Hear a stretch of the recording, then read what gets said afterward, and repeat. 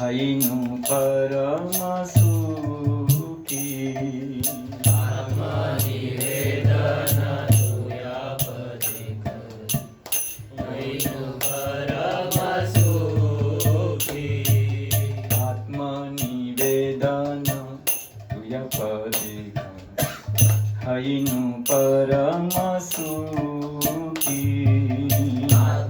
आत्मनिवेदन तुया पदे हैनु परम सुखी दुःखे दूर गेलो चिंता न रहिलो दुःख दूर गेलो चिंता न राहिलो दुःखे दूर गेलो चिंता न रहिलो दुःख दूर गेलो चिंता न राहिलो चौदिके आनंद देखी चौदिके आनंद देखी चौदिके आनंद देखी चौदिके आनंद देखी आत्मनिवेदन तुया पदे हैनु परम सुखी आत्मनिवेदन तुया पदे हैनु परम सुखी अशोक अभय अमृत आधार तुमार चरण द्वय अशोक अभय अमृत आधार तुम्हार चरण द्वय अशोक अभय अमृत आधार तुमार चरण द्वय अशोक अभय अमृत आधार तुम्हार चरण द्वय ताहते कर्म विश्राम लभिया ताते कन विश्राम लभिया ताहते कर्म विश्राम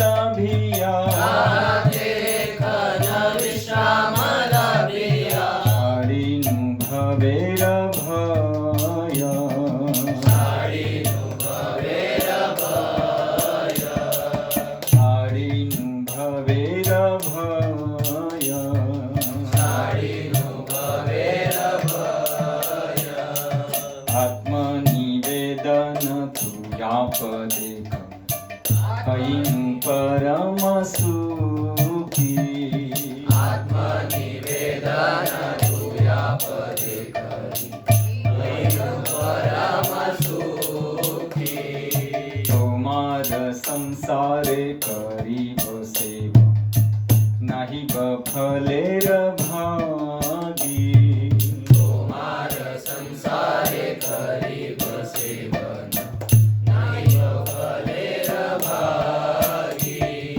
तोमार संसारे करीब सेवा नाही बफलेर भागी तोमार संसारे करीब सेवन नाही फलेर भागी तव सुख याहे करीब यतना तव सुख याहे करीब यतना तव सुख याहे करीब यतना तव सुख याहे करीब यतना हये पदे अनुरागी हये पदे अनुरागी हये पदे अनुरागी हये पदे अनुरागी आत्मनिवेदन तुया पदे हैनु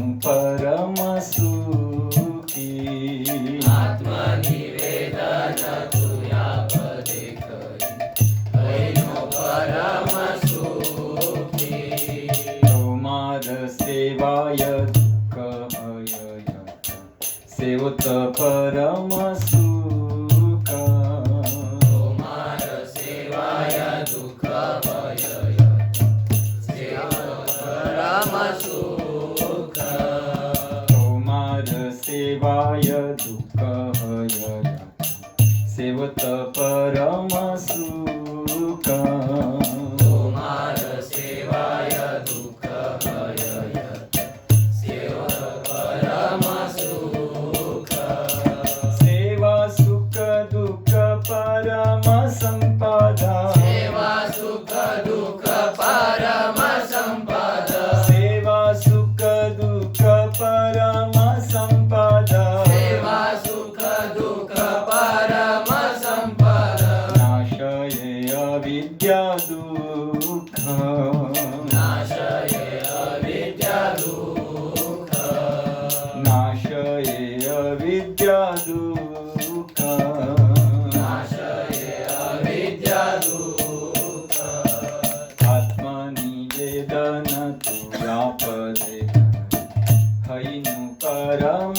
सुखी आत्मनिवेदन तुया पदे करी हैनु परम सुखी पूर्व इतिहास भूलिनु सकल सेवा सुख पेय माने पूर्व इतिहास भूलिनु सकल सेवा सुख पेय माने पूर्व इतिहास भूलिनु सकल सेवा सुख पेय माने पूर्व इतिहास भूलिनु सकल सेवा सुख पेय माने आम्ही तो तुम्हार तुम्ही तो आम्हारा आम्ही तो तुम्हार तुम्ही तो आम्हारा आम्ही तो तुम्हार तुम्ही तो आम्हारा आम्ही तो तुम्हार तुम्ही तो आम्हारा की काज परधानी काज परधने की काज परधानी काज परधने आत्मनिवेदन तुया पदे हैनु परम सुखी आत्मनिवेदन तुया पदे करी हैनु परम सुखी भक्ति विनोद आनंदे डुबिया तुमार सेवारत रे भक्ति विनोद आनंदे डूबिया तुम्हार सेवारत रे भक्ति विनोद आनंदे डुबिया तुमार सेवारत रे भक्ति विनोद आनंदे डूबिया तुम्हार सेवारत रे सब चेष्टा करे तव इच्छा माता सब चेष्टा करे तव इच्छा माता सब चेष्टा करे तव इच्छा माता सब चेष्टा करे तव इच्छा माता आकिया तुम्हार घरे आकिया तुम्हार घरे आकिया तुम्हार घरे आकिया तुम्हार घरे आत्मनिवेदन तुया पदे करी हैनु परम सुखी आत्मनिवेदन तुया पदे करी हैनु परम सुखी हरे Krishna Krishna Krishna Hare Hare Hare Ram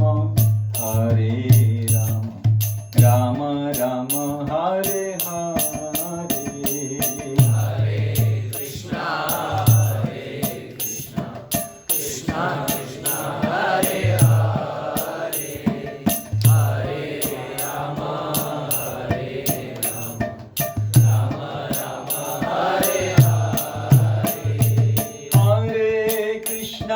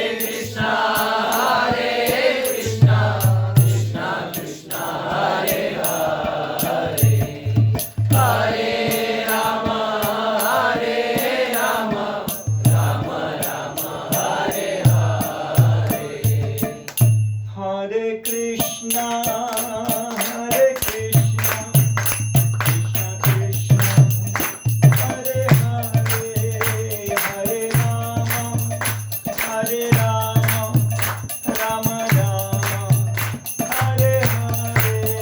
Hare Krishna, Krishna Krishna, Hare Hare, Hare Rama, Rama Rama, Hare Hare. Hare Krishna, Krishna Krishna, Hare Hare, Hare Rama, Rama Rama, Hare Hare. Hare Krishna, Krishna Krishna, Hare Hare, Hare Rama, Rama Rama, Hare Hare. Hare Krishna, Krishna Krishna, Hare Hare, Hare Rama, Rama Rama, Hare Hare. Hare Krishna, Krishna Krishna, Hare Hare, Hare Rama, Rama Rama, Hare Hare. Hare Krishna, Krishna Krishna, Hare Hare, Hare Rama, Rama Rama, Hare Hare. Hare Krishna, Krishna Krishna, Hare Hare, Hare Rama, Rama Rama, Hare Hare. Jaya Gauranitai, Jaya Gauranitai, Jaya Gauranitai. Jaya Gauranitai, Jaya Gauranitai. Jaya Gauranitai, Jaya Gauranitai, Jaya Gauranitai. Jaya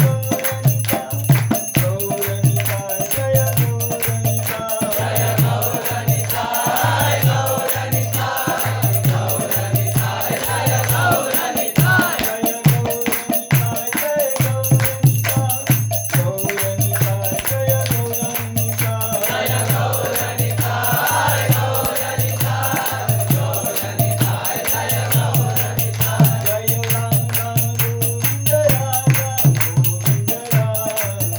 Jaya Ranga Govinda Raja, Govinda Radhe. Jaya Radha Govinda, Radha Govinda Radhe. Jaya Ranga Govinda Raja, Govinda Radhe.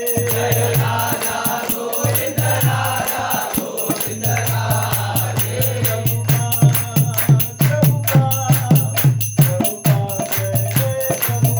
Jaya Jaya Prabhupada, Prabhupada, Jaya Jaya Prabhupada. Jaya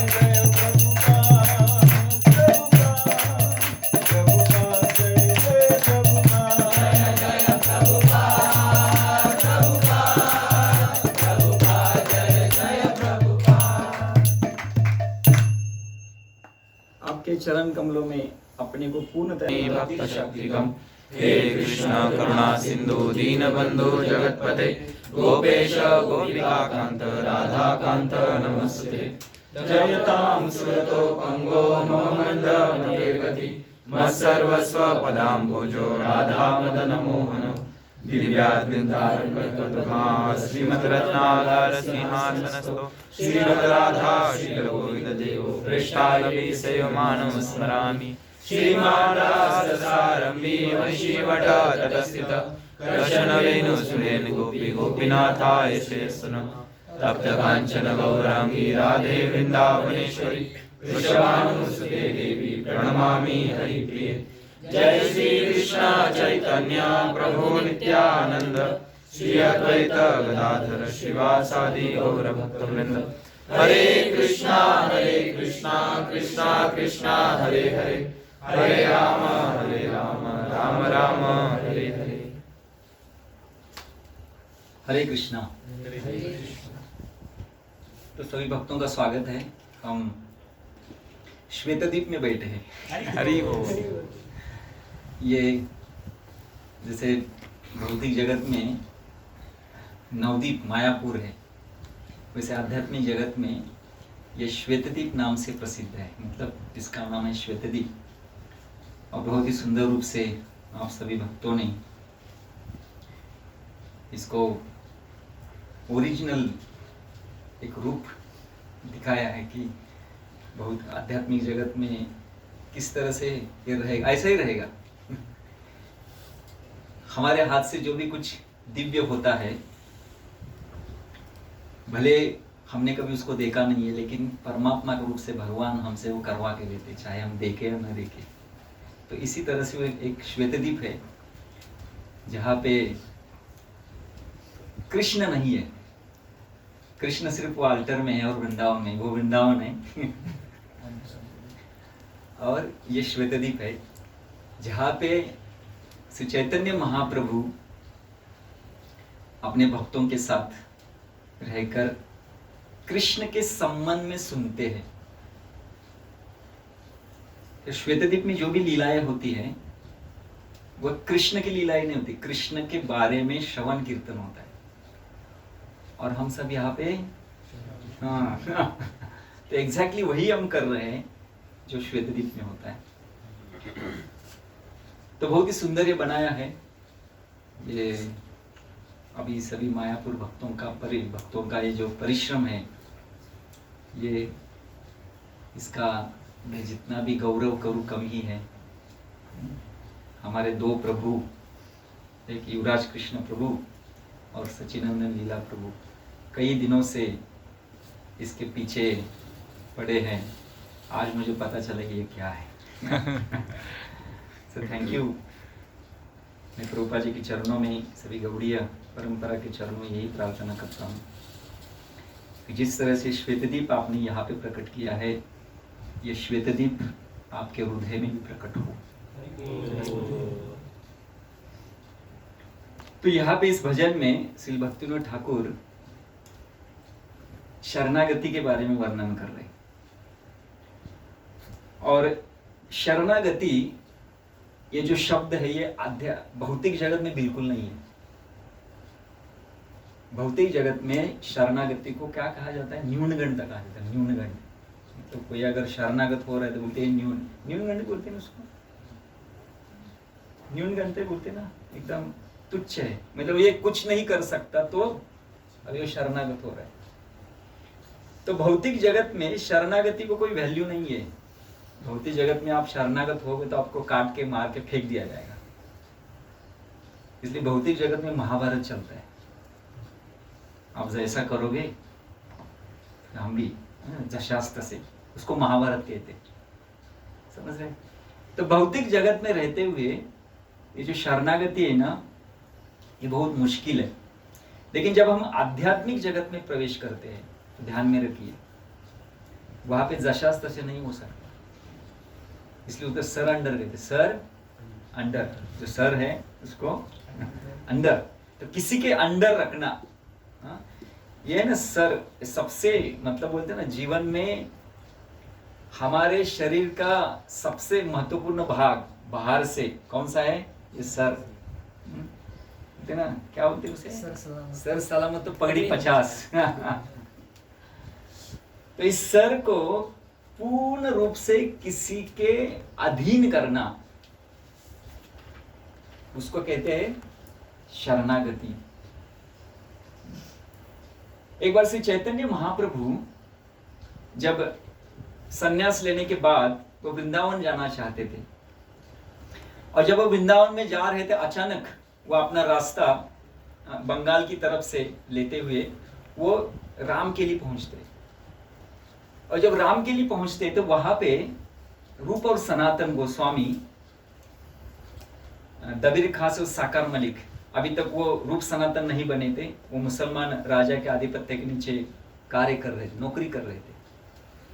तो क्योंकि कई दिनों से, कई सालों से रूप सनातन श्री चैतन्य महाप्रभु की कृपा को, मतलब कब हमें श्री चैतन्य महाप्रभु का दर्शन प्राप्त होगा, कब उनकी कृपा प्राप्त होगी, इसमें लिए लालच थे। और ये श्री चैतन्य महाप्रभु जानते थे, क्योंकि हर बार रूप सनातन पत्र लिखते थे श्री चैतन्य महाप्रभु को, कि आपकी कृपा हमें कब मिलेगी। हम इस पूरे नौकरी को छोड़ना चाहते, जैसे आप में से कोई भक्त बोलते कब छोड़े कब छोड़े, वैसे वो भी छोड़ना चाहते थे। वो पत्र लिखते थे लेकिन पत्र में कोई उत्तर नहीं आता था। तो इस तरह से श्री चैतन्य महाप्रभु को पता था कि वहां पे ये रूप सनातन रह रहे। तो श्री चैतन्य महाप्रभु वृंदावन जब जाने को निकलते हैं तो वो रास्ता थोड़ा उल्टा करके ना सीधा रामकेली जाते हैं। और रामकेली में वहां पे जब सनातन गोस्वामी, रूप गोस्वामी, दबीर खास और सकार मलिक के रूप में रहते, उनका नाम वो था क्योंकि उस नवाब में ऐसा नाम दिया था। तो जब वो रामकेली में पहुंचते और नवाब को पता चलता है, नवाब बोलता है कि वो उनका एक सेवक था, मुझे उसका नाम नहीं क्या, तो उसको पूछते, बोलते कि ये है कौन, ये सन्यासी है कौन? बोलते मुझे मेरा कार्य करवाने के लिए लोगों को पैसा धन देना पड़ता है, लेकिन ये ऐसा सन्यासी, इसके पीछे फ्री में लोग, लाखों लोग घूम रहे हैं, नाच रहे, कीर्तन कर रहे, उसके हर एक कोई भी शब्द को पालन करने के लिए लालायत है फ्री में, लेकिन मुझे कुछ भी कुछ आदेश देना है और आदेश को अगर किसी व्यक्ति को पालन करना है ना, मुझे उसको धन वेतन देना पड़ता है, लेकिन ये तो फ्री में हो रहा है, ये कौन है?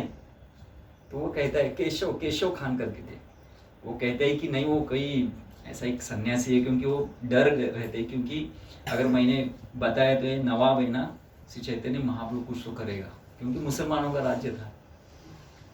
तो बोलते नहीं ये ना, ये कोई ऐसा एक सन्यासी है, वो घूम रहा है इधर उधर, बस उसके पीछे इतना कुछ नहीं, आप जैसा समझ रहे वैसा नहीं है। तो नवाब बोलते हैं वो कोई साधारण नहीं है, वो साक्षात भगवान है। वो कोई साधारण सन्यासी ऐसा मत समझो। और मैं अभी ऐलान करता हूं कि मेरे राज्य में उस सन्यासी को कीर्तन करने पूरा मोबाइल जहां पे करना है करने। मैं आपको ये क्यों बता रहा हूं, क्योंकि आध्यात्मिक जगत में व्यक्ति जो भी करता है फ्री में करता है, उसको कहते हैं शरणागति। अगर हम कुछ चाहते हैं आध्यात्मिक जगत में कोई भी कार्य करने के लिए, अगर हम कुछ स्वार्थ रखते हैं, उसको शरणागति नहीं कहते।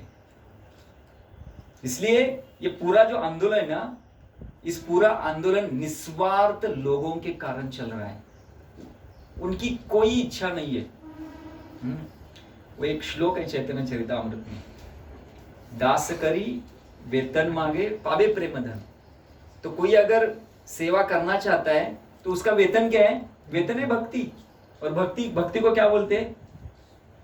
निस्वार्थ। मतलब अगर आप यहाँ पे भक्ति के अंदर कुछ प्राप्त करने के लिए आए हैं तो वो भक्ति नहीं होती, समझ ले? तो भक्ति बहुत ही बड़ा कुछ देती है। भक्ति इतना देती है कि जो ब्रह्मा जी के पास नहीं है, जो भगवान शिव जी के पास नहीं है, जो देवताओं के पास नहीं है। अभी उनके पास क्या नहीं है? उनके पास पूरा ब्रह्मांड है, तो क्या नहीं है? उनके पास क्या नहीं है? पूरी भक्ति नहीं है। तो इतना दुर्लभ है वो, और वो देने के लिए श्रील प्रभुपाद जी ने इस संस्था को खोल दिया है।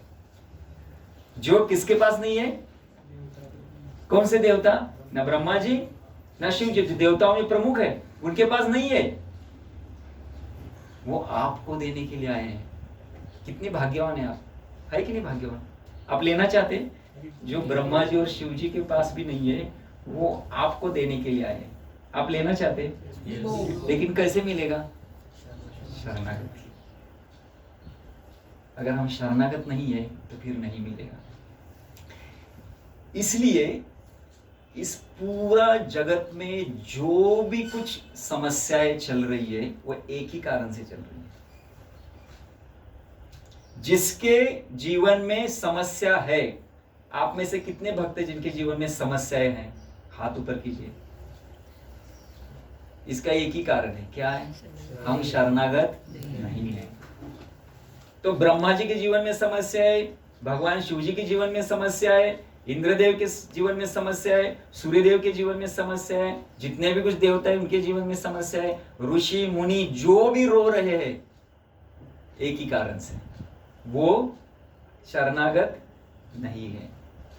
तो इस जगत की समस्याओं से अगर मुक्त होना है तो हमारे पास क्या यह है सुझाव है? सिर्फ शरणागति।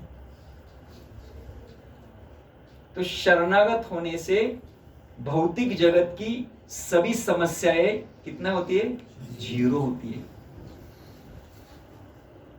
और ये भौतिक जगत इस समस्याओं को मिटाने के लिए कितना प्रयास कर रहे हैं? आप मुझे बताओ, आप स्टूडेंट हैं, अच्छा आप पढ़ाई क्यों कर रहे हैं? बड़ा बनने के लिए। क्यों बड़ा बनना है? कुछ तो जॉब करना है। क्यों करना है जॉब? पैसे के लिए। क्यों पैसा लेता है ये? ओ गृहस्थ आश्रम में प्रवेश करूंगा तो करना पड़ेगा उसका उदरनिर्वाह के लिए। उदरनिर्वाह आपकी समस्या है क्या? नहीं है तो फिर समस्या के लिए थोड़ी ना कर रहा हूँ। तो क्यों कर रहे बताओ ना, क्यों कर रहे? माँ पिताजी के लिए या तो मेरे नातेवाईकों के लिए उतना तो करना पड़ेगा। अगर नहीं करोगे तो क्या होगा? तो समस्या आएगी, समझ रहे हैं? अगर नहीं करोगे तो क्या होगा? समस्या। अच्छा मैं आपको बोल देता हूँ, आपके माता पिता कितने धन से उनकी समस्याओं से मुक्त हो जाएंगे? आप उनको इतना धन देंगे, 1 करोड़ 2 करोड़ 10 करोड़ 100 करोड़, वो सभी समस्याओं से मुक्त हो जाएंगे। कितना करोड़ देना है उनको? धन नहीं दूंगा।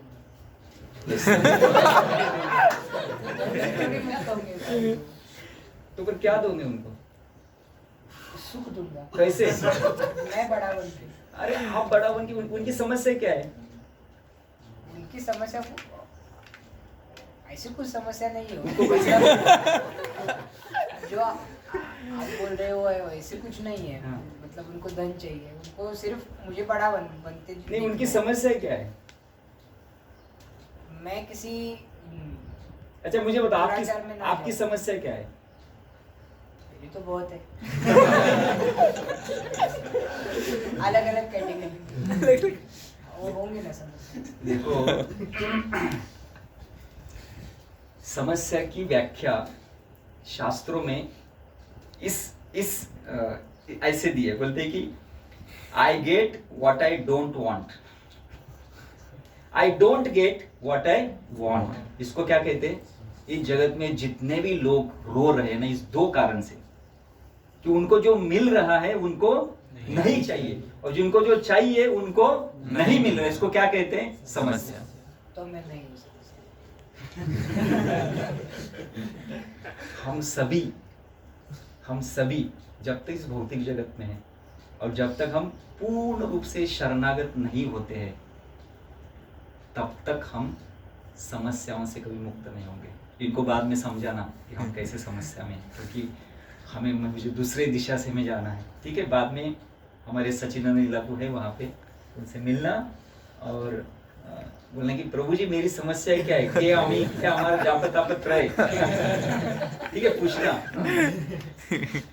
तो इस जगत में जितनी भी कुछ समस्याएं हैं, है कि नहीं दीपक प्रभु? जितनी भी कुछ समस्या है, इसका एक ही सुझाव है कि क्यों समस्या है? क्योंकि हम शरणागत नहीं है। और हम शरणागति किसकी लेना चाहते हैं? बाहर की, कॉलेज की, जॉब की, किसी मालिक की, किसी बॉस की, हाँ? या अपने अहंकार की। नहीं हो तो कुछ अहंकार के लिए तो सब कुछ कर रहे। तो कहीं ना कहीं पे हम अपनी समस्याओं का छुटकारा चाहते हैं अपने प्रयास से, लेकिन ऐसा कभी नहीं होगा। आज तक अनादिकाल से भौतिक जगत चलता आया है, एक भी ऐसा वीर पुरुष उत्पन्न नहीं हुआ है जिन्होंने अपने प्रयासों से इस सभी समस्याओं से मुक्त हुआ है। एक भी नहीं, एक भी वीर पुरुष नहीं है। अनादिकाल से कितने ऐसे बड़े बड़े लोग होके गए। आप मुझे कोई भी नाम लेंगे ना, मैं आपको बता सकता हूं। मैं क्या, कोई बताएगा आप में से? कोई भी नहीं। तो मेन जो है कि क्यों हम दुखी है, जैसे हम बोलते हमें सुख चाहिए। इस जगत में सुख की व्याख्या क्या है पता है? मुझे भूख लगा है, ये क्या है? ये दुख है। ठीक है, मुझे भूख लगी है। जैसे मुझे खाना मिलता है तो उसको क्या कहते हैं? सुख। मतलब दुख जब मिटता है तो उसको क्या कहते हैं? सुख। अरे ये सुख है ही नहीं। मतलब आपका दुख मिटना अगर इसको सुख कहते हो, शास्त्र कहता है आप गलत दिशा से जा रहे हो। सुख अलग है। सुख अलग है। जैसे एक बार हम चर्चा करें, सुख ये शरीर के स्पर्श से होता है। यही संस्पर्श जा भोगा दुख यो नहीं होते आदि अंतवंत कोते न तेषु रमते बुधा। ये आएगा जाएगा। हमें सुख नहीं चाहिए, हमें क्या चाहिए? आनंद, केवल आनंद कंद। तो हमें आनंद चाहिए जो एक बार मिलता है वो बढ़ते जाते। प्रतिपदाम पूर्णामृत स्वादनम, वो बढ़ता रहता है। इस जगत का सुख कैसे अभी है तो अभी जाएगा, उसको सुख नहीं कहते। ये हमारे लिए भौतिक जगत में गाजर दिखाए कुछ जीने के लिए, क्योंकि पूरा दुख देंगे तो बोलेंगे ये क्या करेगा। हाँ, जैसे जीवन में बहुत दुख आता है, लोग क्या करते हैं? फैन देखते हो देखते कि तो इसलिए जीने के लिए कुछ तो चाहिए ना। इसका शास्त्र क्या बोलता है? दुख को झेलने के लिए सुख दिया गया है। ये जगत का सुख क्या है? दुख को झेलने के लिए। इसको सुख कैसे कहेंगे? जैसे एक बकरी है ना, बकरी को वहां पे जो कसाई खाना होता है ना, वहां पे उसको बांधा जाता है और उसको हरा घास खिलाया जाता है। क्यों खिलाया जाता है? और उसको थोड़ा सुख दिया जा रहा है। क्यों? क्योंकि आगे जाके क्या है, उसके गले के ऊपर कसाई काटने वाला है उसको।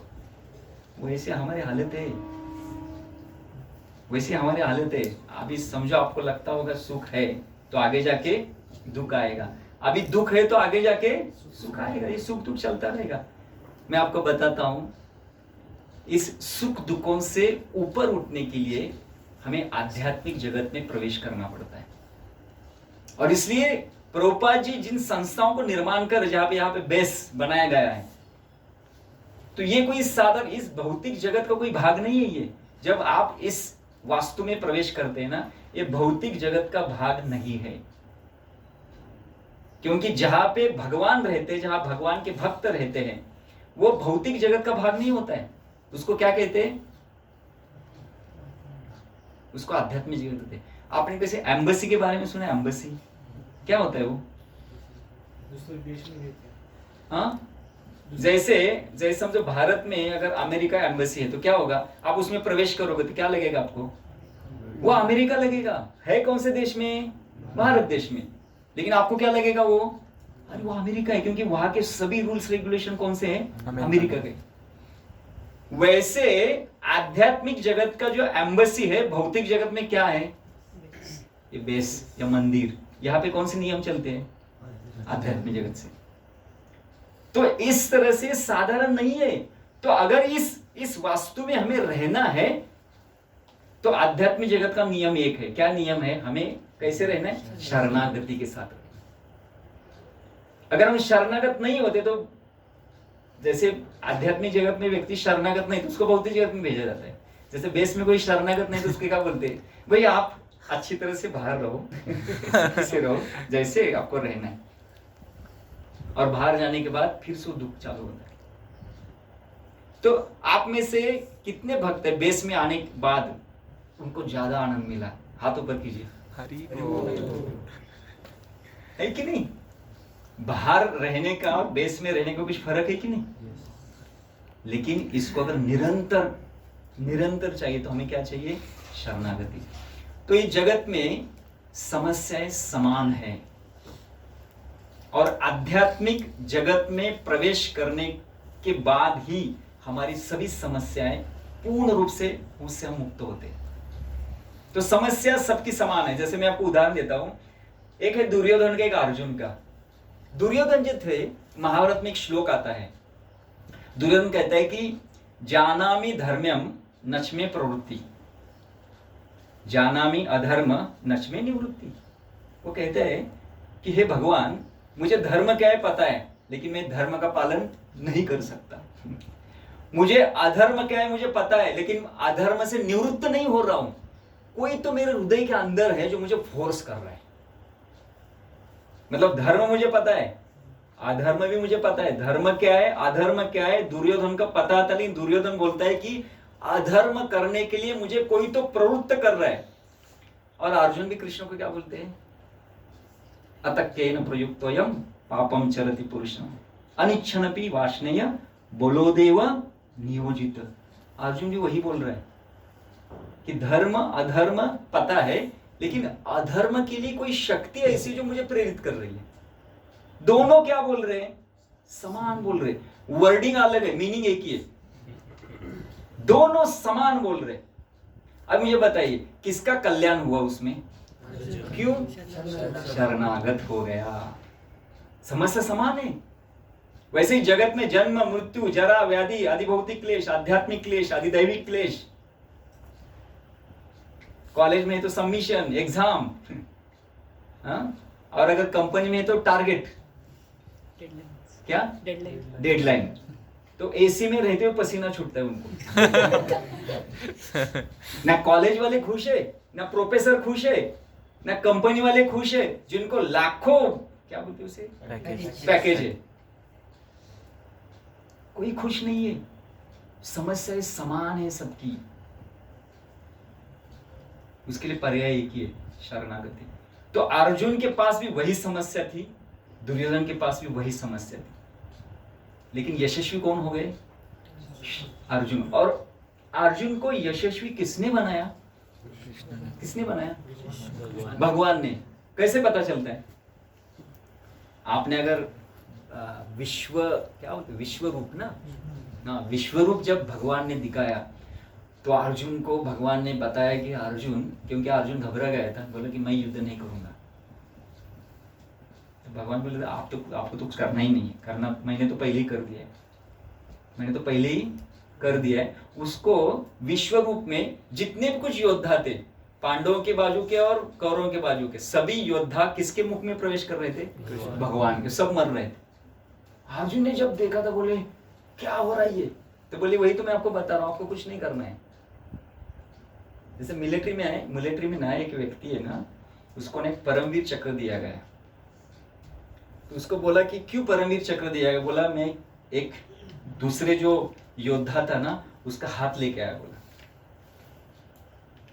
तो उसको परमवीर चक्र दिया गया। बोले हाथ लेके आए, उसको सर नहीं मिलेगा। बोले सर किसी दूसरा लेके गया था।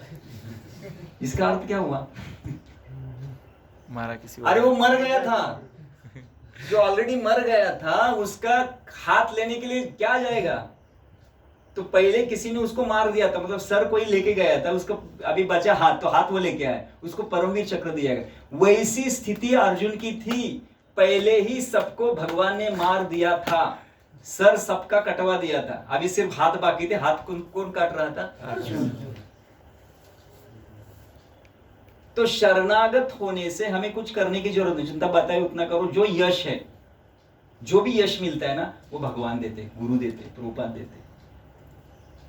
और इसलिए अर्जुन और कृष्ण दोनों की समस्याएं समान थी, लेकिन जैसे ही अर्जुन ने बोला कार्पण्य दोषो पहत स्वभावा पृच्छामि त्वाम धर्म सम्मूढ़ चेता यत्से यशात निश्चितम ब्रूहि तन्मे शिष्यस्ते हम शादिमाम त्वाम प्रपन्नम। हे कृष्ण, मैं मेरी जो क्षत्रिय धर्म है ना, उसमें कार्पण्य वो दुर्बल बन गया है, उसमें मेरे स्वभाव पूर्ण रूप से दुर्बल हो गया है।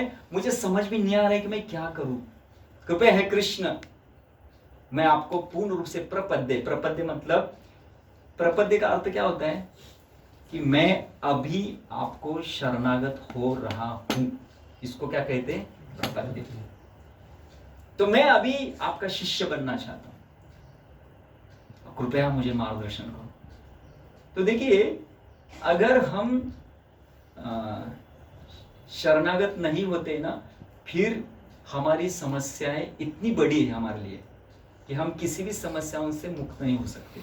इसलिए डिवोटी कहता है समस्या कितनी बड़ी, समस्या को बताओ कि हमारे कृष्ण कितने बड़े। कृष्ण बहुत बड़े हैं। कितने बड़े हैं कृष्ण? अर्जुन ने देखा था विश्व रूप में, अर्जुन ने देखा कृष्ण कितने बड़े। कृष्ण इतने बड़े कि अर्जुन सब जगह पर कृष्ण को देख रहा है। बोल रहा है ये मेरा मित्र था, जो हम एक ही प्लेट में खाते थे, एक ही गिलास से पानी पीते थे। मैं उसका कभी कभी हे यादव ऐसा बोल के उसका मजाक करता था, ये इतना बड़ा है। तो बोले क्षमा करो भगवान, मैंने आपको समझा नहीं। फिर दंडवत मार, इधर दंडवत उधर दंडवत, दंडवत ही मार रहा है। अरे दंडवत मारते मारते बेहोश हो गया। इतने कृष्ण बड़े। उनके सामने भौतिक जगत की कोई समस्या नहीं है। भगवान के सामने भौतिक जगत नगण्य नगण्य। अगर भौतिक जगत नगण्य तो भौतिक जगत की समस्या भगवान के सामने है ही क्या। इसलिए भगवान के पार्षद इस भौतिक जगत में आते हैं, उनको शरणागत होने से हमारी सभी प्रकार की समस्याएं दूर हो जाती है, सभी प्रकार की समस्या दूर हो जाती है। इसलिए इस भजन में कहा है कि जैसे ही मैं आपके चरण कमलों में शरणागत हो गया, क्या हुआ? हईनु परम सुखी, तब मैं पूर्ण रूप से सुखी हो गया। और पहले के दुख दूर गेलो चिंता ना रही ले, अभी मेरी कोई चिंता नहीं रही। और चौदी का अर्थ क्या होता है? चौदी के मतलब चार दिशा में, जिस दिशाओं में देख रहा हूं मैं आनंद ही आनंद, चौदी के आनंद देखूं, चार दिशाओं में जो आनंद ही आनंद आ रहा है। बोलते एक ये है कि हाँ, जब मैं स्वतंत्र था तो स्वतंत्रता में जितने मुझे दुख झेलने पड़े ना, सभी दुख मिट गए। तो भौतिक जगत में ना लोग बंधन को ना बोलते, बंधन में रहना है ना, ये सबसे बड़ा एक निकृष्ट कार्य है। लेकिन आध्यात्मिक जगत में बंधन में रहना ना सबसे श्रेष्ठ कार्य है।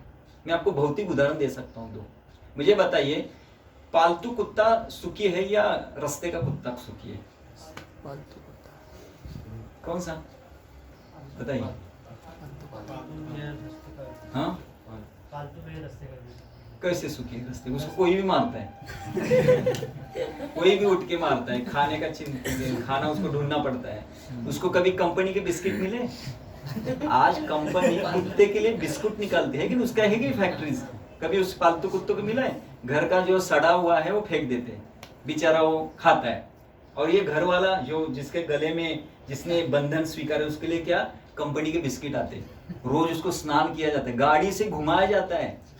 वो पालतू कुत्ता, सॉरी वो रास्ते कुत्ता गाड़ी के नीचे आते हैं, उसको नीचे उतर के उसको मारते हैं और पालतू कुत्ते को गाड़ी में बिठा के घुमाते हैं।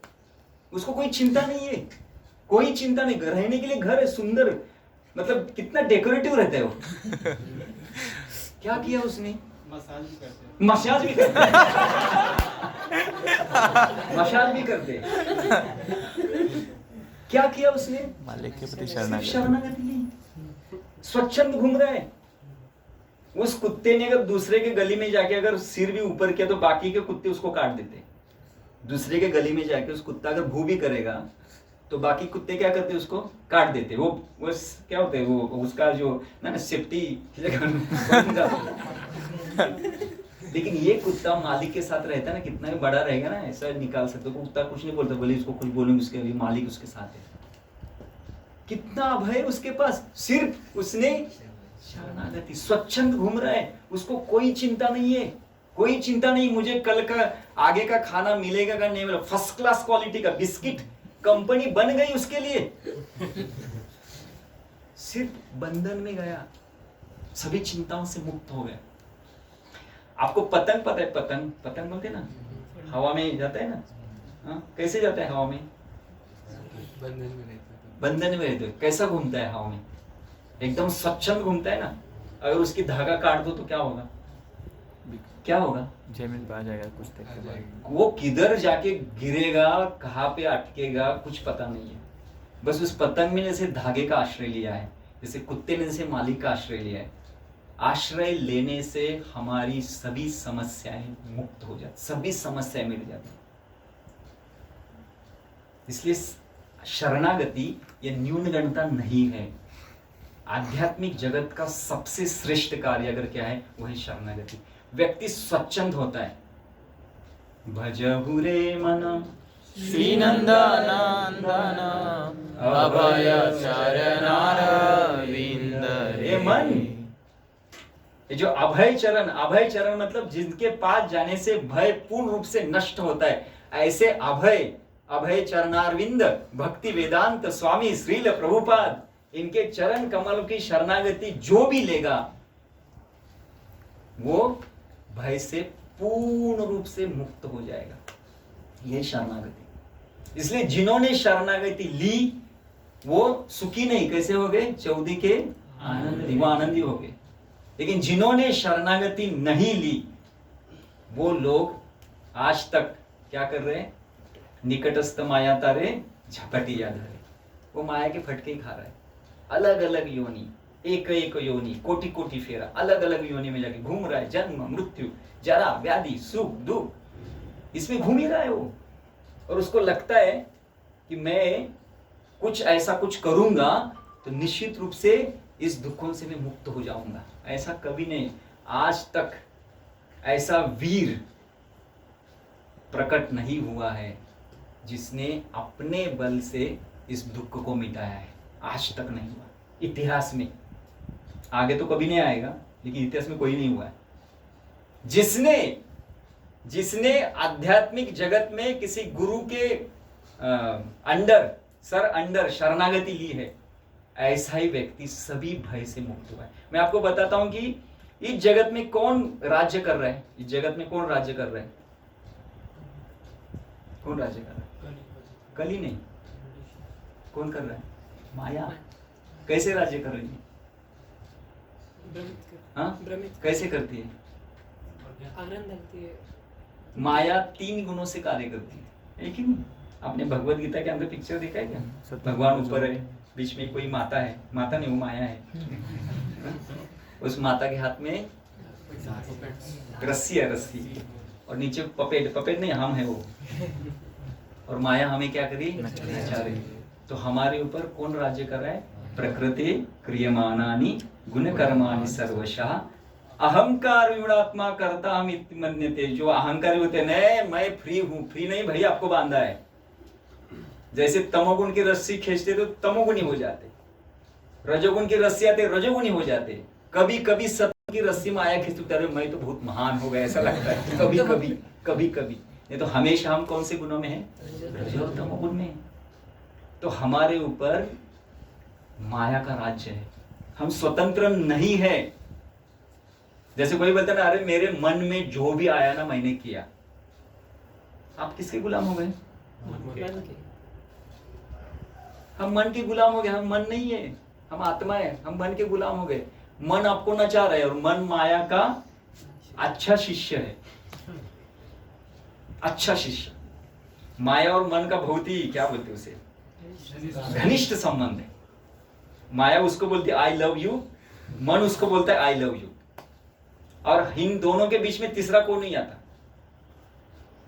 तो हर एक माया मतलब ना, मन और माया का सब खेल है। और माया का पूर्ण रूप से मन पार्षद बन गया है।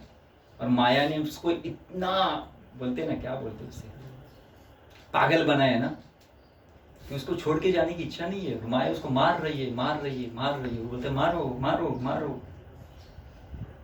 कभी कभी अगर ऐसा आवाज आता है ना, अरे माया को छोड़ो, तो डर लगता है। छोड़ो तो क्या होगा, मुझे कुछ मिलेगा कि नहीं मिलेगा। अरे माया से ऊपर जाओ, आपको आनंद ही आनंद है। इसलिए जगत में सभी जो लोग हैं ना, वो गुणाधीन है। गुणाधीन मतलब रजो और तमोगुण में फंसे हुए हैं सभी। जब हम आध्यात्मिक जगत में प्रवेश करते हैं ना, कुछ ही क्षणों में गुणातीत हो सकते हैं। लेकिन उसके लिए एक चीज करनी पड़ती है। आपको सुनना है क्या करना है? सुनना है? आवाज नहीं आ रही। क्या सुनना है आपको? हाँ? नहीं मैंने क्या बोला?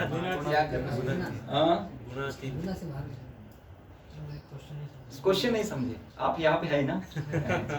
मैंने प्रश्न ही पूछा कि इस जगत में सभी गुणाधीन हैं, ठीक है? एक ही क्षण में हम गुणातीत हो सकते हैं। अभी गुणाधीन है, दूसरे क्षण में गुणातीत हो सकते हैं। दूसरे क्षण में माया को बाय बाय कह सकते हैं। दूसरे क्षण में वो मैं कुछ बताना चाहता हूँ, आपके सुनने की इच्छा है? yes. समझ में आया सबको? गुणातीत मतलब क्या गुणातीत मतलब? हाँ, तो आज हमें जो रजो और तमोगुण नचा रहे ना, उससे अगर इसी क्षण में अभी उससे मुक्त होना है, तो उसका एक ही ये है, क्या है? अपने विचारों से जीवन नहीं जीना है। हमारे पास एक शेड्यूल होना चाहिए जो गुरु साधु शास्त्र से प्रमाणित है, बस। और वो शेड्यूल देने के लिए ही, जीवन शैली देने के लिए पूरा वास्तु बन गया है। आप यहाँ पे रहते हैं ना? अच्छा, आपको कितने बजे उठना है, कितने बजे सोना है, यहाँ पे रह के क्या करना है, सब दिया गया है। अगर आपका विचार बोल रहा है ये नहीं करना है, तो आप गुणाधीन है कि गुणातीत है? हाँ, अगर आप अगर यहाँ की जीवन शैली इस्तेमाल नहीं करते या जीवन शैली को ठुकरा रहे, क्यों? मेरी मर्जी। अगर आप ऐसा बोलोगे तो आप क्या है? गुणाधीन है।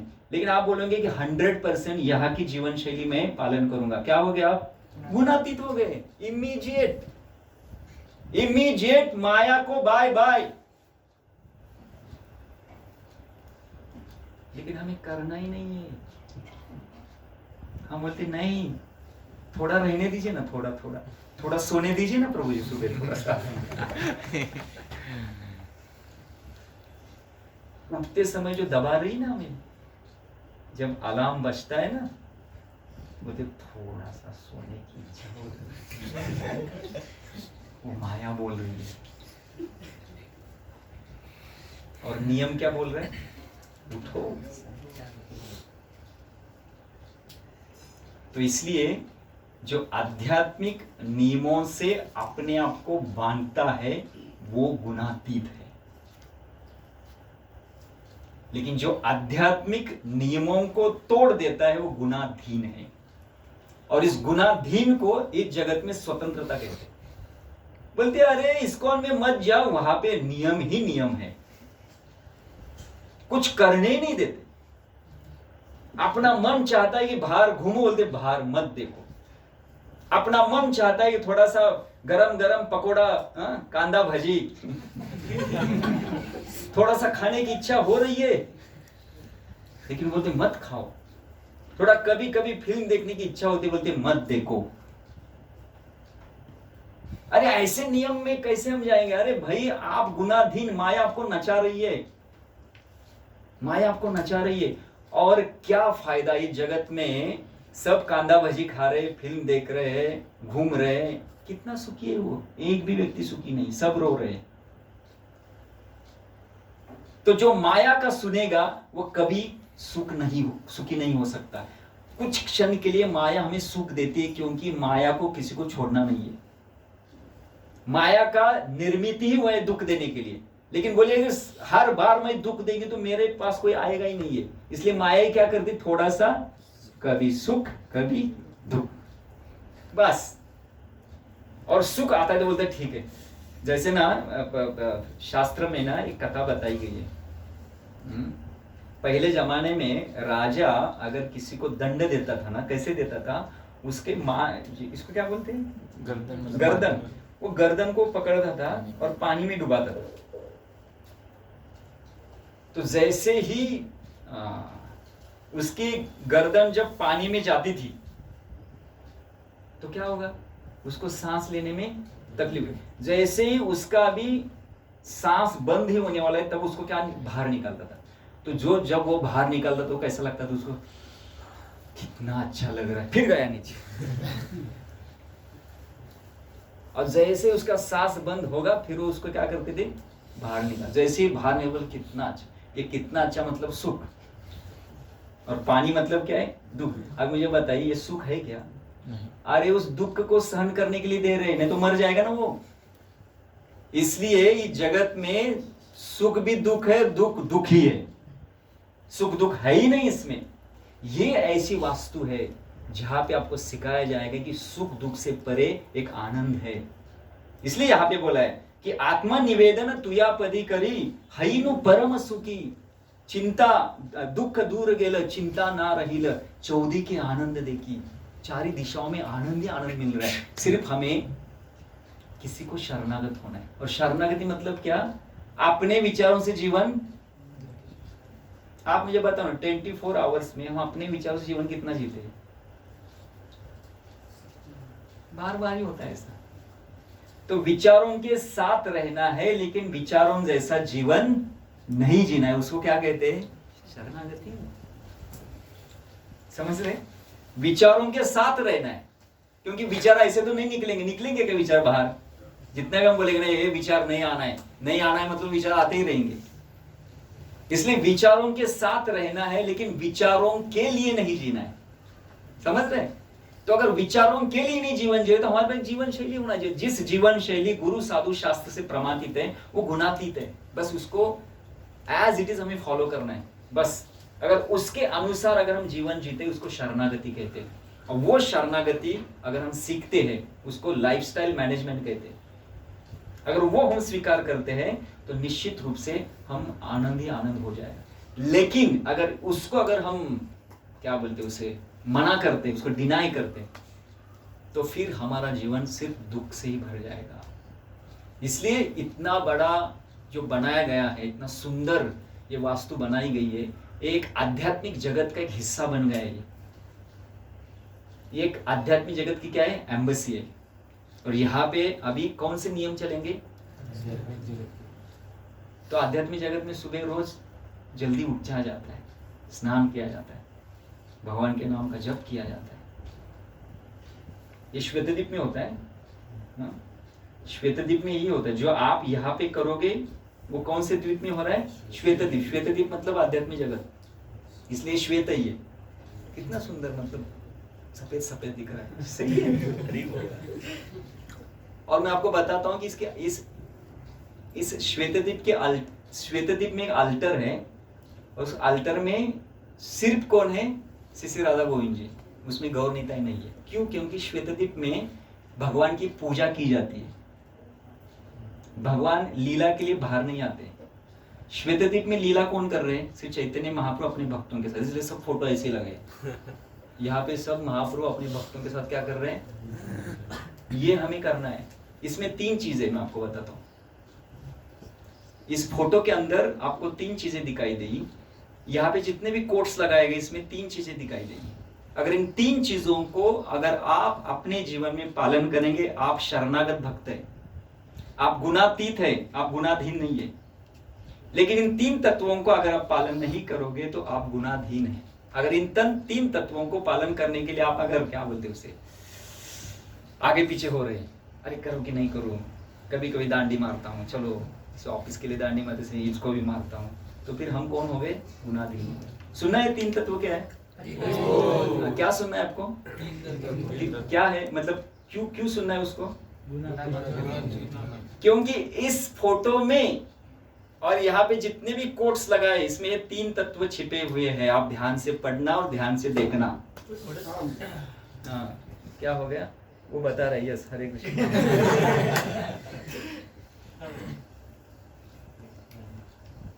उसमें भी एक्सटेसी आ गई। सुनना है ना? ये 3 तत्व है, साधना, सदाचार और सेवा।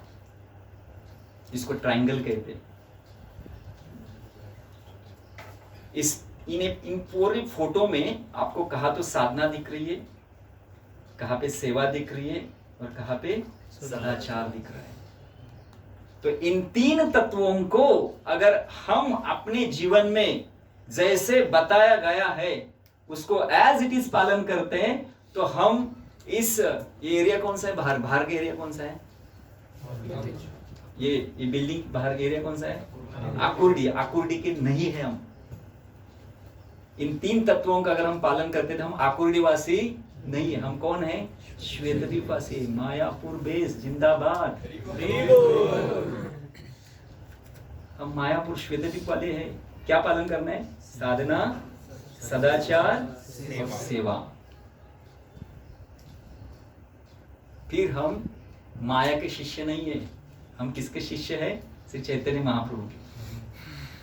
इसलिए चैतन्य महाप्रभु अल्टर में क्यों नहीं है? अल्टर में इसलिए जगह है इसलिए नहीं है, प्लानिंग है, ऐसा हुआ है। क्योंकि भगवान चाहते थे कि मुझे अल्टर में नहीं रहना है।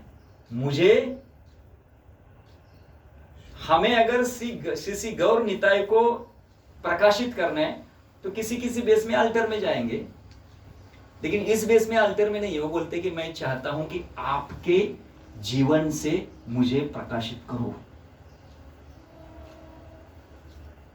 तो आपका जीवन देखने के बाद निताई गौरचंद्र प्रकाशित होने चाहिए। इसको कहते हैं गौर लीला।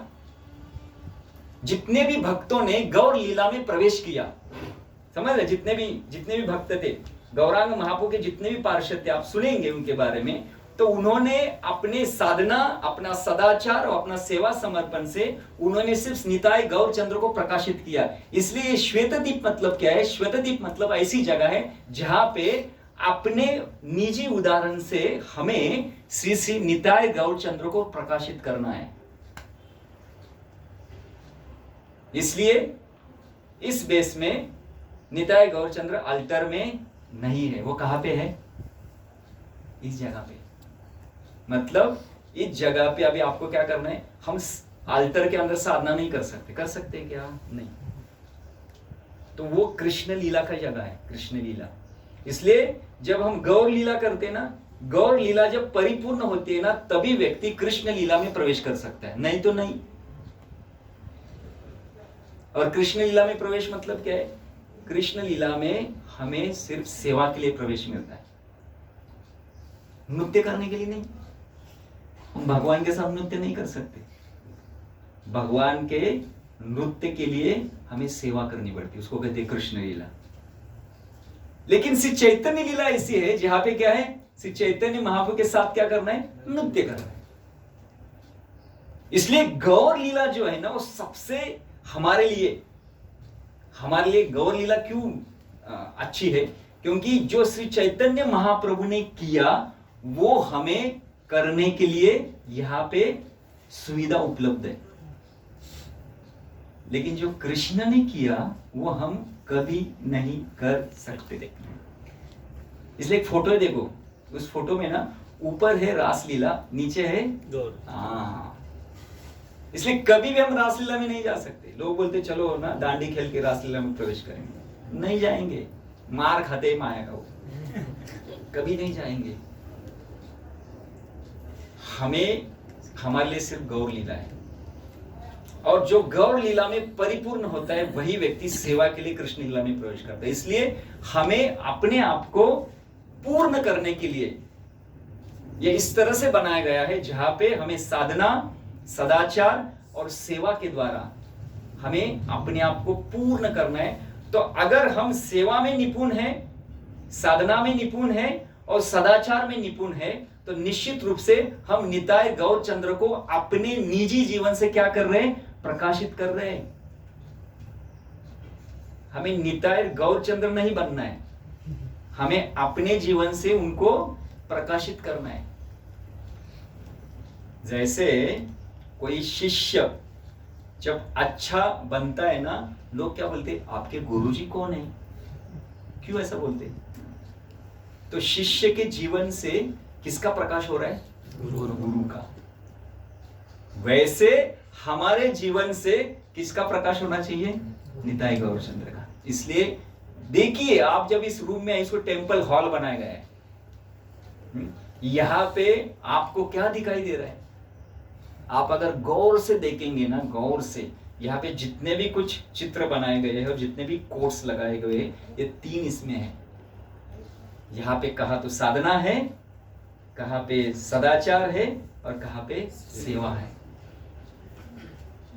और ये आप अगर करोगे तो निश्चित रूप से आपका जीवन परिपूर्ण हो जाएगा। तो साधना कैसी करनी है, सदाचार क्या होना चाहिए, सेवा कैसे करनी है, इसके बारे में डिटेल में आपको समझाया जाएगा। इसके लिए पूरे क्लासेस हो जाएंगे। यहाँ पे जो भी आते हैं भक्त तो आपको सिखा देंगे। मुझे तो सिर्फ क्या करना है, इंट्रोडक्शन क्यों महत्वपूर्ण है, आपको समझ में आ रहा है। अगर तो देखना है कि मुझे गुणाधीन होना है ना, गुणातीत होना है। गुणातीत माने तीन चीजों में रहिए। आप कंपनी में जाके भी गौर लीला में समाविष्ट हो सकते हैं। आप कॉलेज में जाते हुए भी आप गौर लीला कर सकते हैं। ऐसे नहीं आप बोलेंगे अच्छा प्रभु जी इसका मतलब हमें यहाँ इस रूम से बाहर जाना ही नहीं है क्या? नहीं भाई, जा सकते हैं, लेकिन आवेश वो लेके जाना है। तो किस तरह से आवेश लेके जाना है, इसके लिए पूरा प्रशिक्षण है, यहाँ पूरा उपलब्ध है। उसके लिए तो ये सब पूरा जो भी कुछ किया है, जो कष्ट हमारे भक्तों ने यहाँ पे उठाया है, उसका उद्देश्य एक ही है, आपके जीवन से क्या आना चाहिए? साधना, सेवा, सदाचार। अगर इसमें अगर ढीलापन है तो फिर हम गुणाधीन हैं। अगर साधना करने में समस्या हो रही, गुणाधीन है। सेवा करने में समस्या हो रही है, गुणाधीन। सदाचार में समस्या है, गुणाधीन। तो इसके बारे में डिटेल में आपको समझाया जाएगा। बस मुझे एक ही कहना है, जो भी हुआ है बहुत ही मतलब प्रशंसनीय है। और हर एक बेस में ना ऐसा कुछ होता है ना, भगवान की इच्छा होती है। हमें लगता है कि भी हमारे मन से हमने ये जगह नहीं है, कुछ तो गड़बड़ था, ये आल्टर ही छोटा मिला, ऐसा नहीं। ये भगवान की योजना थी। जो भी होता है ना तो भगवान की योजना से होते हैं। वासुदेव सर्वमिति, सब जगह पे कृष्ण का प्लानिंग चलता है। हम बस क्या है, उनके कठपुतली। तो इस मायापुर देश का उद्देश्य ये है कि यहाँ पे गौर निताय अंदर नहीं है, गौर निताय बाहर आ गए। और वो चाहते हैं कि हमने जो किया आपको करना है। अभी बोलेंगे प्रभु जी गौर निताय ने तो बहुत बड़ा किया, उतना हम कर सकते हैं। अरे क्षमता में इधर उधर होगा। मैं आपको उदाहरण देता हूँ। क्षमता, उनकी क्षमता बहुत बड़ी है, मतलब उनकी क्षमता मतलब समंदर की तरह है। लेकिन हम ग्लास के पानी जैसे, तो हमारी क्षमता उतना तो हमें करना है, लेकिन वैसा ही करना है। जैसे मैं एक उदाहरण देता हूं, मुझे बताइए, जब प्रभु श्री रामचंद्र जब पुल का निर्माण कर रहे थे, दो जनों ने पुल का निर्माण करने में मदद की। एक थे बहुत महान, वो थे कौन? हनुमान जी। एक छोटी सी गुलेर थी। दोनों की क्षमता कितनी थी? कितनी थी? कुछ हम तुलना कर सकते हैं? तो क्या प्रभु रामचंद्र गुलेर से असंतुष्ट थे? नहीं। वैसे गौर पार्षदों की क्षमता हमसे बहुत बड़ी है कि नहीं? उनकी क्षमता शुद्ध है, वो नित्य सिद्ध भक्त है, उनकी क्षमता बहुत बड़ी है। लेकिन भगवान उनसे भी संतुष्ट है। हम गुलेर की तरह है, खारुताई। वो जितना कर भगवान उससे भी संतुष्ट हो गए। बोले हनुमान जी आप अहंकारी मत बनो, आप जितने मुझे प्रिय हो उतने ही वो मुझे प्रिय है, क्योंकि वो अपनी क्षमता से कार्य कर रही है। वैसे साधना, सेवा और सदाचार गौर पार्षदों का हमारी क्षमता से बहुत बड़ा है। लेकिन हमारी जितनी क्षमता है, अगर उतनी क्षमता से अगर हम इन तीन चीजों का अगर हम अपने जीवन में एज इट इज पालन करते, जैसे आपको सिखाया जा रहा है, आप भी गौर पार्षदों के बीच में आएंगे। आपको भी क्या समझाया जाएगा? आप गौर पार्षद हो गए। इसलिए उसको साधक लीला कही जाती है। श्री चैतन्य महाप्रभु ने वो सिखाने के लिए आए। हमारी पूरी परंपरा अपने उदाहरण से हमें सिखा रही है। और इतना बड़ा ये वास्तु यहाँ पे बन गया है। एक ही चीज, हमें यहाँ पे रह के गौर लीला करनी है। और गौर लीला में क्या होता है? तीन चीजें होती। कौन कौन सी? कीर्तन प्रसाद नहीं, साधना, सेवा और सदाचार। और जब हम अच्छी तरह से करते तो मुफ्त में हमें क्या दिया जाता है? कीर्तन और प्रसाद। वो हमारा वेतन है। वो हमारा वेतन, वो तो रहेगा, चाहिए वो तो रहेगा, वो तो रहेगा ही। वो क्या है? आइसिंग ऑन केक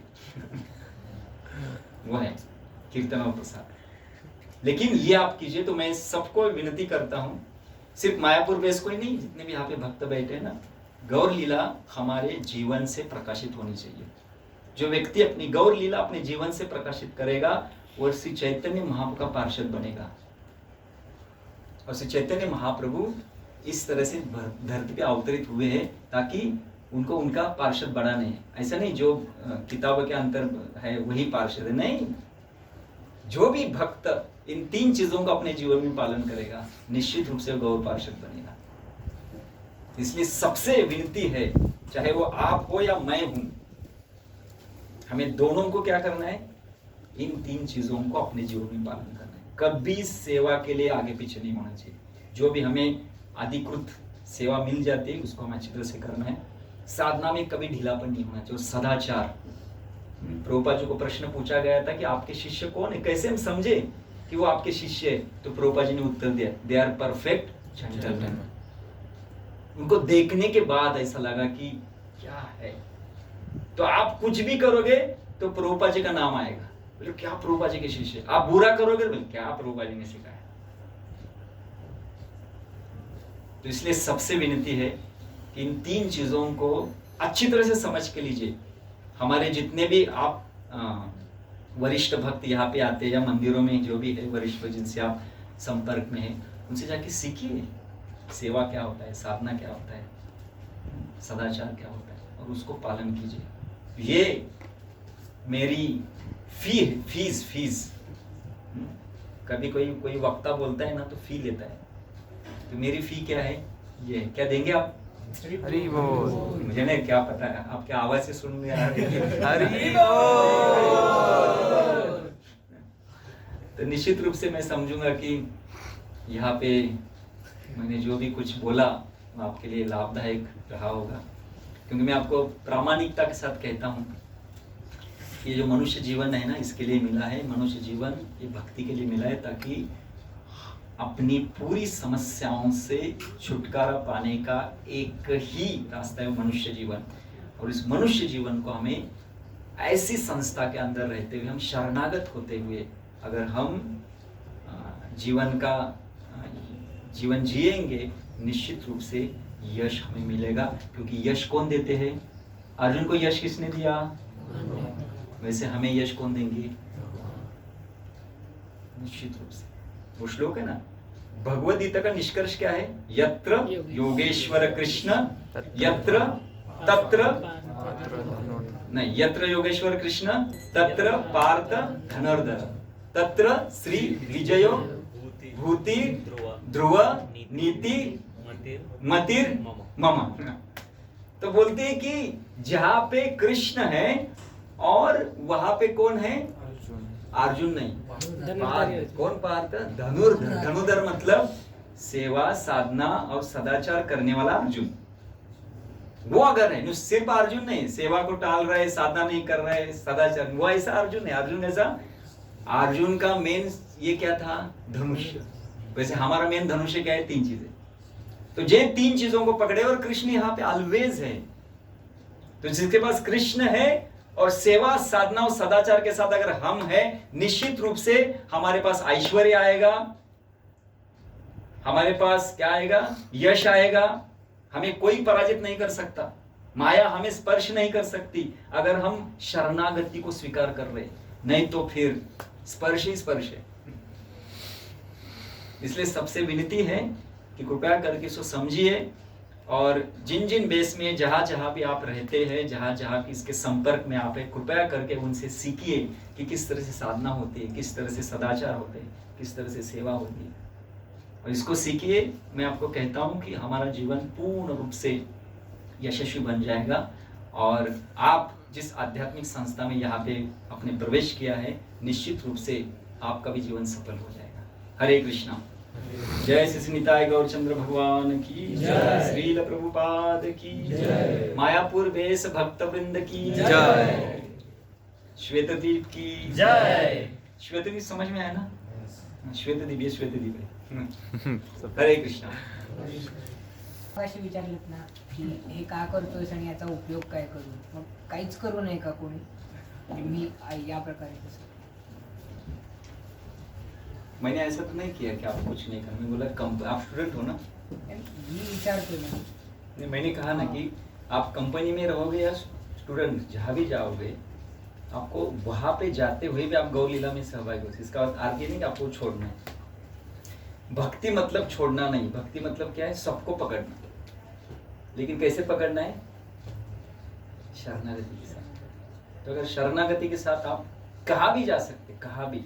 जैसे वो पतंग है ना, पूरे आकाश में, हाँ, कैसे एकदम ऐसा लग रहा है कि वो स्वतंत्र स्वराट है, लगता है ना, एकदम स्वच्छंद ऐसा उड़ रहा है कि नहीं? लेकिन वो किसको शरणागत है? वो रस्सी के द्वारा किसी के हाथ में।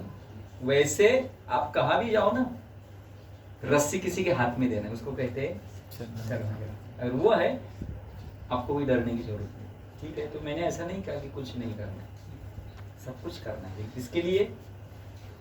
किसके लिए करना है? प्रभु। कौन है प्रभु आपके?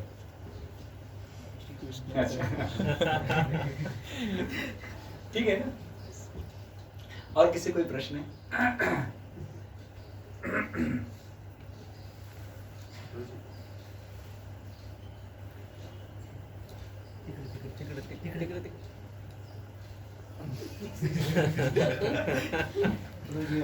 नित्य सिद्ध जीव आणि नित्यबद्ध जीव डिफरन्स काय?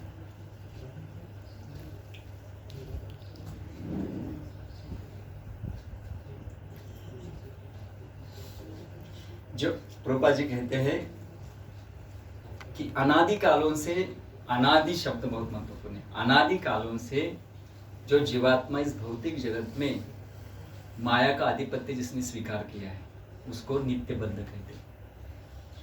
और जो आध्यात्मिक जगत में पूर्ण रूप से मुक्त है, जिन्होंने अंतरंग शक्ति का आधिपत्य स्वीकार किया, उसको नित्य मुक्त कहते हैं। ठीक है, और कुछ? म्हणजे एक प्रश्न होता मग का जे नित्यबद्ध आहेत तर ते अनादी काळापासून जर म्हणजे हे भौतिक संसारामध्ये आहेत तर अनादी काळापासून आहे तर आपण आधी गोलोकामध्ये राहत होतो, म्हणजे तिथून फॉल डाऊन झालो आपण की ऑलरेडी अनादी काळापासून आपण गोलोकामध्ये नव्हतोच? ऐसा नहीं है। रूपा जी बोले कि इस प्रश्न को समझाने का प्रयास आपको करना है तो पहले भगवत धाम जाओ। समझ रहे? रूपा जी बोलते कि आपको अगर पानी में किसी ने ढकेल दिया पहले निकलो तो पहले क्या निकलो, बाहर निकलो। फिर बोले कौन है ये किसका? तो पहले हमें वहां पे जाके डायरेक्ट हम भगवान से पूछेंगे भगवान ऐसा क्या हुआ, हम पहले आपके पास थे कि नहीं थे, इसलिए पहले वहां पे जाना है। क्योंकि ऐसा क्यों हुआ, ये जो प्रश्न है ना, ये जो हुआ है वो आध्यात्मिक जगत का कार्यकलाप में हुआ है। और हम किस कार्यकलाप में रहते हैं? भौतिक जगत में। जैसे आध्यात्मिक जगत में ऑलवेज प्रेजेंट रहते हैं, ऑलवेज प्रेजेंट। लेकिन भौतिक जगत में क्या है? तीन है, पास्ट भी है, फ्यूचर भी है, प्रेजेंट भी है। तो हम आध्यात्मिक जगत को इस काल से नहीं समझ सकते। इसलिए प्रभुपाद जी बोले आपके प्रश्न का उत्तर आपको निश्चित मिलेगा, लेकिन उसके लिए आपको पहले क्या करना पड़ेगा? गोलोकधाम जाना पड़ेगा। भगवत धाम जाना पड़ेगा।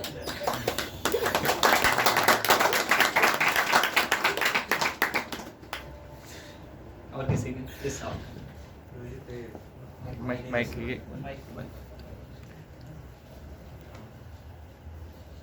जी आपने जो 3 चीज़ें बताई, साधना, सदाचार और सेवा, तो ये चीज़ें एक के ऊपर एक डिपेंडेंट होगी ना। अगर साधना अच्छी होगी तभी अपना सदाचार अच्छा होगा, सदाचार अच्छा होगा तभी अपना सेवा अच्छी होगी। ऐसे डिपेंडेंट है या फिर? हमारे आचार्यों ने दोनों उत्तर दिया है। वो कहते हैं कि अगर कोई व्यक्ति अच्छा सदाचार, अगर वो सदाचारी जीवन जी रहा है तो उसको सुकृति मिलेगी, वो साधना सेवा में आएगा। अगर किसी का अच्छा साधना है तो उसको अच्छी सुकृति मिलेगी, वो सेवा और सदाचार से ये होगा। या कोई व्यक्ति अगर सेवा अच्छा कर रहा है तो उसको साधना और सेवा में वो सुकृति मिलकर वहाँ भी कर सकता है। क्योंकि आपको कैसा होता है कि कर्म के अनुसार, हमारा जो पिछला कर्म है ना, कर्म के अनुसार हर एक व्यक्ति को किसी न किसी अंग में रुचि मिलती है। तो कोई सेवा के लिए लालच होता है, उसको सेवा करना अच्छा लगता है, लेकिन साधना और सदाचार में थोड़ा सा ढीला होता है। तो उसने शरणागत होते हुए क्या करनी चाहिए? सेवा करनी चाहिए। अगर कोई व्यक्ति किसी का कर्म अच्छा उस तरह से होता है जिसको ना सदाचार, मतलब उसका ना कर्म इतने अच्छे होते हैं कि गुणों को लेके ही जन्म लेता है, तो उसका सदाचार अच्छा होगा। अगर वो शरणागत होते हुए अगर सदाचार का पालन अच्छी तरह से करेगा तो धीरे धीरे वो साधना और सेवा में जाएगा। इस तरह से हमारे आचार्य कहते हैं। लेकिन जब किसी ने प्रश्न उठाए फिर भी एक बताओ ना, तो बोलते साधना। क्योंकि वो क्या है, श्री चैतन्य महाप्रभु में क्या दिए? औषधि दिए। तो औषधि को अगर अच्छी तरह से हम लेंगे, निश्चित रूप से जीव जागो गौर चांद बोले, कत निद्रा जाओ माया पिशाची रखोले। आगे कहते हैं कि मैं आपका एक अच्छा मित्र हूँ और आपके लिए मैं क्या एक औषधि लेके आया हूँ, और वो है हरिनाम। तो अगर बोलेंगे कि मुख्य क्या है, तो मुख्य हरिनाम भी है। लेकिन मैं किसी को डिस्करेज नहीं कर रहा हूँ, शास्त्रों हमें तीनों तरफ से प्रेरणा दे रहे हैं। समझे, किसी का अगर साधना लूज है लेकिन कोई सदाचार और सेवा को पकड़ रहा है, या किसी की सेवा अच्छी है तो सेवा को पकड़िए, किसी का सदाचार अच्छा है तो सदाचार को पकड़िए, किसी की साधना अच्छी है तो साधना को पकड़िए, लेकिन आधिपत्य को स्वीकार कीजिए। शरणागति ऐसी चीज है वो हमें बाकी दो चीजों में भी ले सकते हैं, ऐसा। ठीक है, ओके। इसमें महत्वपूर्ण यह है शरणागति, किसी के अंडर रहते हुए हमें सब कुछ करना। तो वो हमें, जैसे प्रभुपाद जी कहते हैं कि गुरु का एक कर्तव्य होता है कि वो अपने शिष्य के गुणों के अनुसार उसको लगा देता है, ऐसा देता है। ठीक है, ओके। और किसी कोई प्रश्न है? गुरुजी, साधना सेवा आणि सदाचार हे रूल्स आपल्या बेसमध्ये चांगले फॉलो होतात. बाहेर पण मग कोणी उद्धट लोक बोलतात एकदम, तर तिथं तो महाभारत करना उनके साथ समझ गए ना. जब भी ऐसा होता है तो महाभारत के अनुसार नीति के साथ हमें उनके साथ लड़ाई करनी. महाभारत तो वही समझाता है. ठीक है, तो कभी कभी भक्तों को नीति के साथ लड़ाई करनी पड़ती है, तो वो करते. प्रभुपाद जी ने भी किया, लेकिन तो उसके लिए हमें शास्त्र दिया गया. तो ज्यादा भक्तों के संग से बाहर नहीं रहना है, इसका भी एक है. क्योंकि महाभारत हमारा ये नहीं है, हमारा भागवत धर्म है. इसलिए भक्तों के संग में ज्यादा रहना है. जहाँ कहाँ भी अगर हमें लड़ाई करनी पड़ती है तो बस हमें पूछ के लड़ाई करनी है. कभी कभी अगर लगे कि हमें हाथ में तलवार लेनी है. जैसे शिवाजी महाराज ने तलवार ली, लेकिन उनके लिए मार्गदर्शक कौन थे? तुकाराम महाराज थे, संत रामदास स्वामी थे. तो करना है, सब कुछ हम कर सकते हैं, लेकिन मेन चीज है शरणागति. वो अगर है ना, तो अर्जुन ने भी लड़ाई की, हनुमान जी ने भी लड़ाई की.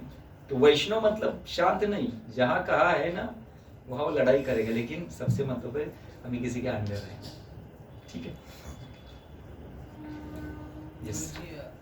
जसं तुम्ही म्हटले सेवा, साधना आणि सदाचार, तर हे आपण कंटिन्युटीने करू, बट एक मोमेंटला असं वाटतं ना की मी खूप जास्त सप्रेस करतोय स्वतःला, तेव्हा हमें अगर ऐसा लगता है कि मैं खुद को सरप्रेस कर मतलब दबा रहा हूँ, ऐसा लग रहा है ना, तो आपको खुला होना चाहिए अपने अथॉरिटी के सामने. यही गलती है हमारी. हमें दबाना नहीं है, हमें है ना एकदम ऐसे फ्रीली सब कुछ करना है. तो हम दबा रहे, क्यों दबा रहे? हमें लग रहा है कि अच्छा नहीं है, कुछ डाउट से ऐसा लगता है ये करने से मुझे कुछ फायदा मिलेगा नहीं मिलेगा, ऐसा कुछ लगता है, इसलिए हम खुद को दबा रहे. तो सबसे शरणागति में क्यों बता रहा हूँ कि अगर हम अपने हृदय का हर एक विचार अपने मार्गदर्शक के सामने हम रखते हैं ना, ये जो दबाने वाली है ना चीज, वो निकल जाएगी. उसको शरणागति कहते हैं. तो निश्चित रूप से कभी किसी को लगेगा कि नहीं मेरे ऊपर थोड़ा जोर जबरदस्ती हो रही, जोर जबरदस्ती नहीं हो रही, आपका मन नहीं मान रहा है. तो उनसे अगर आप अच्छी तरह से प्रशिक्षण लोगे तो पता चलेगा मन है ना भयानक है. मन एव कारण, मन एव ये कारण है, कारण बंध मोक्ष, ऐसा कुछ तो है कि मन ही कारण है बंधन का, मन ही कारण है हमारे मुक्ति का. तो इसलिए अच्छी स्थिति नहीं है कि मुझे ऐसा लग रहा है कि थोड़ा मैं खुद को दबा रहा हूँ, ऐसा नहीं. तो आपके मार्गदर्शक आपको थोड़ा सा कंसेशन दे सकते हैं, वो मिलेगा. लेकिन पहले क्या होना चाहिए? हमें एक्सप्रेस होना चाहिए, अपने मन से छूट नहीं लेना है. ठीक है, एक्सप्रेस होना चाहिए हमें. जैसे ना मैं जब वेद चला रहा था ना, तो कई बार भक्त ऐसे थे बोले प्रभु जी ना सुबह उठने को नहीं हो रहा है. लेकिन 4 साल के बाद उनको जब जॉब लग गए ना, तो कंपनी के गेट के सामने 5 बजे थंब लगाने के लिए उठ रहे थे. तो मैंने बोला अरे ऐसा क्यों हो रहा है? बोले नहीं प्रभु जी वहां पे कहाँ से शक्ति है? वहां शक्ति कहाँ से आ रही है? धन मिल रहा है ना. समझ रहे ना? तो ऐसे नहीं, हमारी क्षमता नहीं है. भगवान ने जो हमें जो शरीर दिया है ना, उसको दाम शरीर कहा गया. दाम शरीर मतलब जिस शरीर को हम दमन कर सकते, जिसको दबा सकते, सभी इंद्रियों को हम दबा सकते.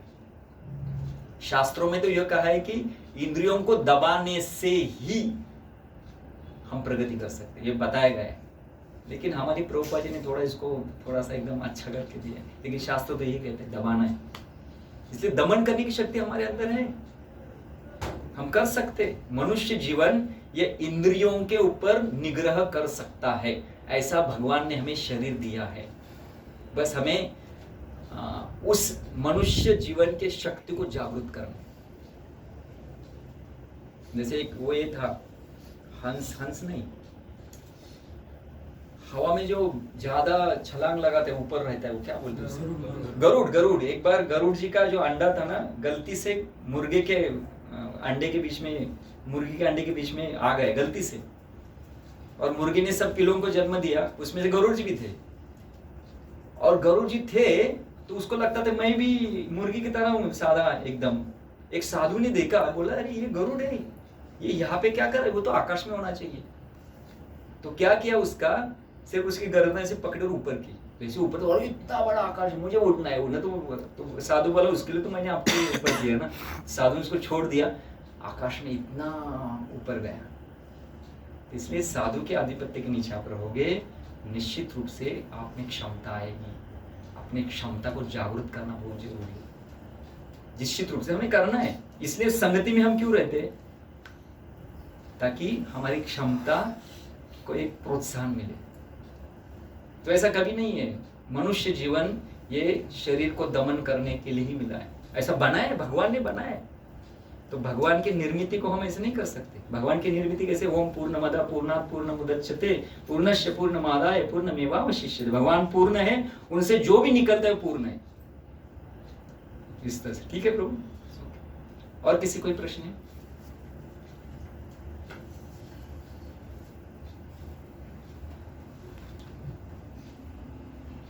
ठीक है, तो बस आपसे सबसे यही निवेदन है कि आप जहाँ कहाँ भी रहते, जिस बेस में रहते हैं, बस आपको जितने भी मार्गदर्शक मिले हैं उनके अनुसार इन 3 चीज़ों को अपने जीवन में अपनाने का प्रयास कीजिए। ये एक्चुअली चैतन्य चरितामृत का सार है। भले चैतन्य लीला आपको समझे या ना समझे, लेकिन अगर आप इन 3 चीज़ों को अपने जीवन में अच्छी तरह से पालन कर रहे हैं तो आपको चैतन्य लीला समझी नहीं, लेकिन आपके जीवन से चैतन्य लीला प्रकाशित हो रही है।